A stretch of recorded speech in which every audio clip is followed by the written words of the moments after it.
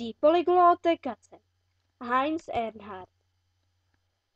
Die Katze sitzt vor Mausenloch, in das die Maus vor kurzem kroch, und denkt, da ward nicht langig, die Maus, die fang ich.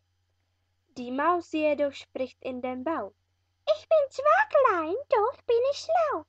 Ich rühr mich nicht von hinnen, ich bleibe drinnen. Da plötzlich hört sie statt Miau ein laut verheimliches und lacht. Die arme Katze, der Hund, der hat sie. Jetzt muss sie aber schleuslich flitzen, anstatt vor meinem Loch zu sitzen. Doch, leider, nun man ans bereits, war das ein Irrtum ihrerseits. Denn als die Maus vor Loch hintritt, es war nun ein ganz kleiner Schritt, bis sie durch Katzenflottenkraft hinweggerafft. Danach wäscht sie die Katze die Pfote und spricht mit der ihrer eigenen Note.